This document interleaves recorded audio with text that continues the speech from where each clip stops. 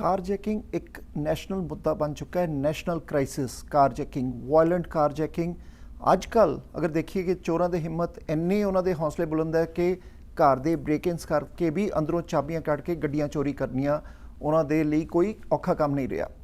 ਅਸੀਂ ਇਹਦੇ ਤੇ ਕਾਫੀ ਵਾਰ ਪਬਲਿਕ ਦੀ ਕੰਪਲੇਂਟ ਆਈ ਹੈ ਕਿ ਪੁਲਿਸ ਕੀ ਕਰ ਰਹੀ ਹੈ, ਸਿਸਟਮ ਕੀ ਕਰ ਰਿਹਾ ਹੈ। ਅਸੀਂ ਅੱਜ ਪੀਲ ਰੀਜਨਲ ਪੁਲਿਸ ਦੇ ਹੈੱਡ ਆਫਿਸ ਪਹੁੰਚੇ ਹਾਂ। ਸਾਡੇ ਨਾਲ deputy chief of peel regional police ਨਿਕ ਮਿਲਨੋਵਿਚ ਮੌਜੂਦ ਹੈ। ਗੱਲਬਾਤ ਕਰਾਂਗੇ कारजैकिंग ਦੇ ਉੱਪਰ ਪੁਲਿਸ ਦਾ ਕੀ ਰਿਸਪੌਂਸ ਹੈ, ਕਿਉਂਕਿ ਇਹ ਵੀ ਲੋਕਾਂ ਦੀ ਕੰਪਲੇਂਟ ਹੈ ਕਿ ਪੁਲਿਸ ਬਹੁਤ ਵਾਰ ਕਹਿੰਦੀ ਹੈ ਆਪਣੇ ਇੰਸ਼ੋਰੈਂਸ ਨੂੰ ਕਾਲ ਕਰ ਦਿਓ, ਰਿਪੋਰਟ ਨੰਬਰ ਆਨਲਾਈਨ ਦੇ ਦਿੱਤਾ ਜਾਂਦਾ ਹੈ। ਸੋ ਪੁਲਿਸ ਦਾ ਇਹਦੇ ਤੇ ਕੀ ਕਹਿਣਾ ਹੈ, ਕਿਉਂਕਿ ਸ਼ਿਪਮੈਂਟਸ ਵੀ ਫੜੀਆਂ ਗਈਆਂ, ਟ੍ਰੇਲਰਸ ਵੀ ਫੜੇ ਗਏ ਹੈ, ਲੇਕਿਨ ਜਿਹੜੇ ਲੋਕ ਹੈ, ਕੈਨੇਡੀਅਨਸ ਹੈ, ਓਨਟੇਰੀਅਨਸ ਹੈ, ਸੈਟਿਸਫਾਈ ਨਹੀਂ ਪੁਲਿਸ ਦੇ ਰਿਸਪੌਂਸ ਤੋਂ। ਸਾਡਾ ਪੋਲੀਟੀਕਲ ਸਿਸਟਮ ਕੀ ਕਰ ਰਿਹਾ ਹੈ। ਸੋ ਖੁੱਲੀ ਗੱਲਬਾਤ ਕਰਾਂਗੇ ਡਿਪਟੀ ਚੀਫ ਦੇ ਨਾਲ। Thank you for giving us this your valuable time and the important issue, the national crisis, the carjacking, the violent carjacking, that issue we have to discuss today.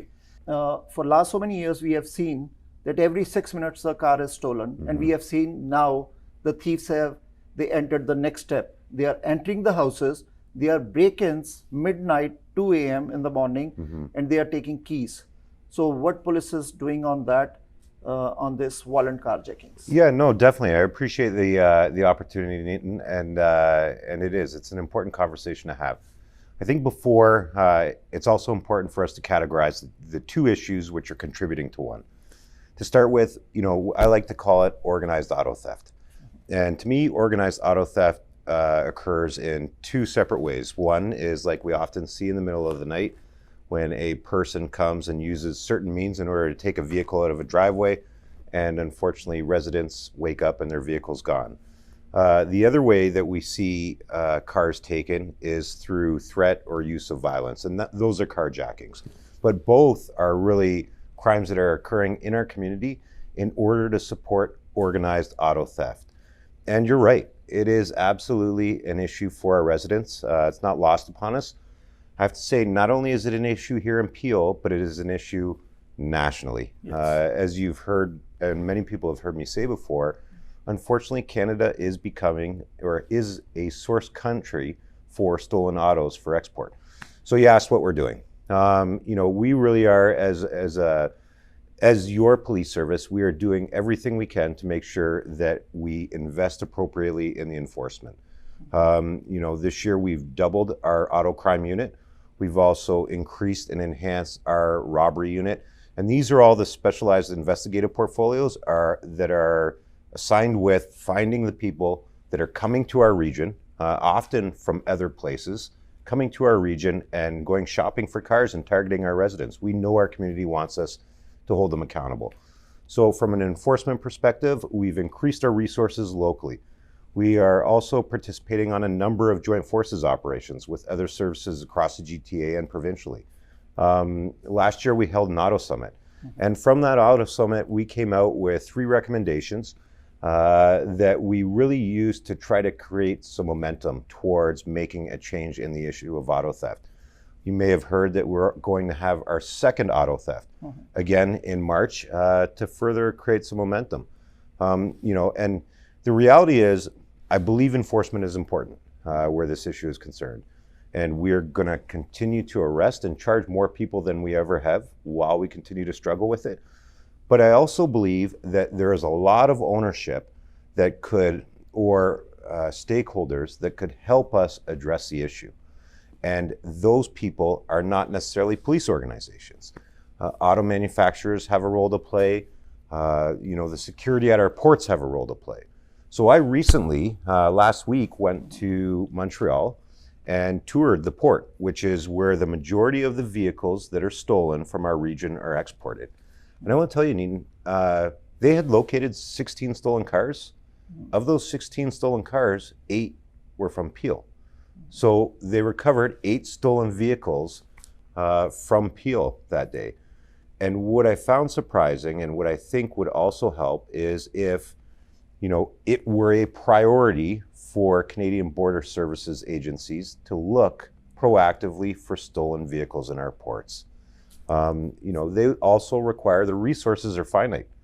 So additional resources to Canadian Border Services that are exclusively oriented towards proactively trying to locate and recover stolen vehicles will make it more difficult to export vehicles out of our country. Mostly we have seen that our vehicles from the Canada, they are shipping overseas, different countries. Locally, when the criminal is found, he is being charged, then he is again out on bail again and again, same criminals again and again. So what about the outside? Because criminals are sitting there, big organized crime mafia is there. So our law agencies are working with other country police forces to bring those criminals under justice, or what's that?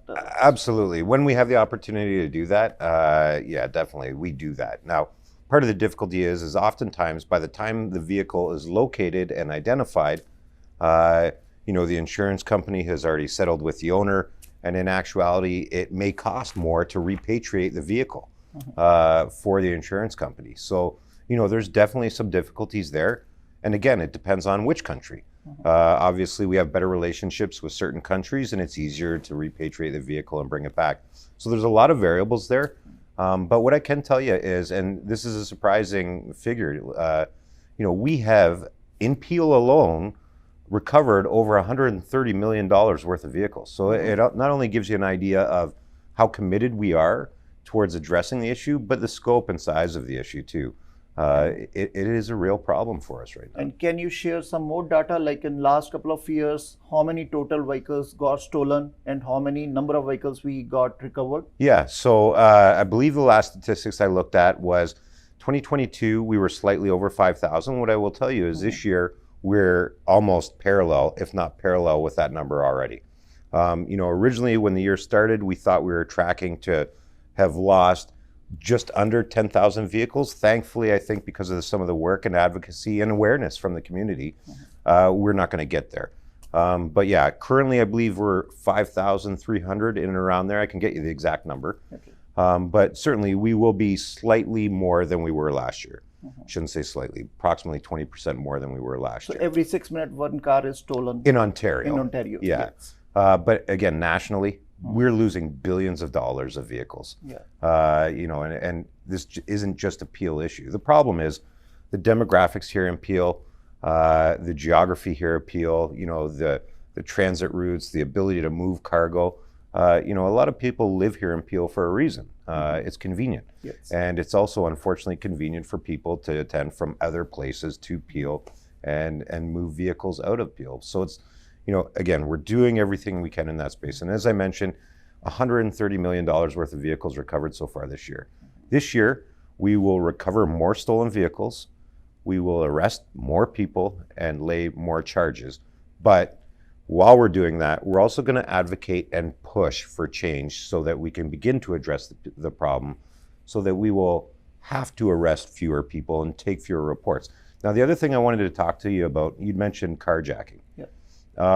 This for me is the one that troubles me. Property, of course, when people lose their vehicles or wake up in the morning and it's gone, it's an intrusion. I have friends who have been affected by it. Like, I've seen it happen. That's not lost on me. But what scares me is the violence and use of violence to take a car. So, I'm happy to report that here in Peel, despite the trends that are happening in other jurisdictions, year to date, our carjackings are down by 7%. And I'll put it in perspective. The last time I asked for the statistics, in Peel, with 1.6 million people, with countless vehicles traveling through our region, whether it be to the airport or places of work, you can imagine how many cars there are. We've had 68. So that puts it in perspective, but I want to say 68 is 68 too many.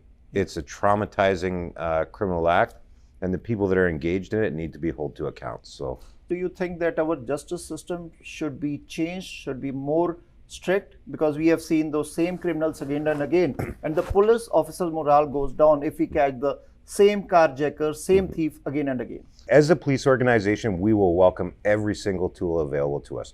If that includes, changes in legislation to make it more difficult for criminals or people that are involved in violent offenses to get released on bail, I absolutely support that. In fact, our police service, our police chief, myself, we've advocated at the provincial and federal levels for a number of things like that. More difficulty in having people released on bail is an important one. If a person uses a firearm and is out on charges for a violent offense, we really need to look at why those people are being released, because they've already demonstrated a propensity towards violence and the willingness to use violence to target our community. So absolutely, I would support that, and we have, and we continue to advocate for it. Many times residents, they complain then when they call the Peel police, and their responses for the carjacking, their responses, what happened, they give a report number over the phone, so they don't come on the scene. They say, okay, call your insurance. So why that kind of a response from Peel police? Whereas the community, this is the people, this is the community suggestion, why don't they consider this carjacking calls as an emergency call, 911 call? Yeah, no, definitely. So if a crime's in progress, absolutely. It'll be prioritized appropriately and police responses will attend there. Oftentimes, what we find is the crime is being reported after it's occurred, the person or the criminal is no longer on scene. And the reality of of a municipality like Peel is our resources are finite, and at times it can be a very, very busy region. So of course, there's prioritization. There's more emergent calls where we need to get officers there as soon as possible, and then there's others that, by virtue of the circumstances, are not as urgent as something that may be happening elsewhere. But violent carjackings is an emergency. Absolutely. That is a 911. Carjacking, 911. Okay. A crime where the criminal has left the scene will not be prioritized the same as if I was in my vehicle and robbed of my vehicle. Okay. So if some carjacking happened during the nighttime, break and enter, thieves come, they take the car away. 911. Then it's 911? Yes. Because that was the complaint from the police says it's not an emergency now, car is already gone, call your insurance. We will come when it is appropriate. Absolutely. So person breaks into your home and with violence is taking anything, or if you're being potentially going to be a victim, like a person is trying to rob you, that is an emergent 911 call. Another question, like when the call comes to the police and they say we have limited resources. Many times we have heard the police officer say we have limited resources. What does that mean, that we have less police officers? Whereas the politicians, they say we gave all the resources to the police forces. So what is the truth behind this? Yeah, what it means is, it's interesting because we just finished having a lot of these conversations, and the reality is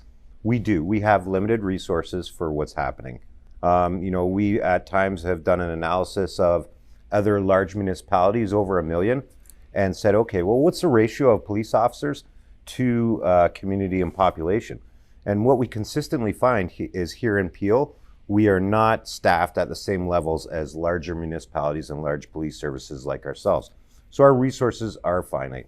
And we do have some genuine pressures, like, for example, what we're talking about here today, auto theft that affect us differently than other municipalities. So our resources are finite. Thankfully, here in Peel, we are well supported by our police services board and a lot of our leadership here, and we are looking to grow in a way that's commensurate to the growth of the community, and I believe that will help. Deputy, cars are going overseas to other countries. All the used shipments are going there. So there was one suggestion also, which last year in the auto theft meeting we were there, that was put forward, that why can't our government stop the sending old shipments vehicles out of the country, ban it for 6 months so that cars will remain within Canada and easy for our forces to track those vehicles. That was the recommendation came forward. We also put that forward to the previous association chief. Yeah, the difficulty with that is more often than not, when a vehicle is exported out of country, it's exported under a they've fraudulently identified what's being exported. So, for example, I may say I'm going to export, oranges to this country, and unfortunately, in that container is not oranges; it's stolen autos. Yes. I'm telling you, Neetan, a really, really easy thing that could be done immediately, and certainly please feel free to advocate for it, is if we were able to have a priority for CBSA, Canadian Border Services, be the export of stolen autos, and also support them in that by getting them resources. It's as simple as just having people open up containers that are destined for source countries of stolen vehicles. And we will recover hundreds and hundreds of vehicles. And I think that's an easily accomplished thing. Deputy, last 4-5 years, we have seen this trend of carjackings, car theft, violent, and now the next step, the break-ins. So being Deputy Chief of Peel Police, what message you want to give to the residents? Because there are many questions I cannot take in this short time. What message you going to give to Peel region residents or Ontarians? Because that is very important for violent, because many people, they lost their life and they are scared. While sleeping during the night, they are scared. What to do? Will we be the next? Because they took all those precautions which police time to time they gave them. Keep your keys safe, keep that in the tents, don't have your keys next to the door. So what is your message to the public? Yeah, absolutely. And I appreciate the opportunity to provide that. So what I would say to the public and the community is, first, you need to know and understand that as a police organization, we've heard what your concerns are. We are absolutely in line and in keeping with you in understanding that we need to do more together to address auto theft, but also the carjackings. And the good news there is you have one of the very best police services in this country that's not only working on that issue here locally, but we're leading the conversations. We're stepping outside of our borders and our jurisdiction here to help address the issue. And we're doing that not only so that we can help our community feel safer in our community, but we also want to help other communities feel the same way. So we're going to continue to lead the work on auto theft and carjackings in Canada.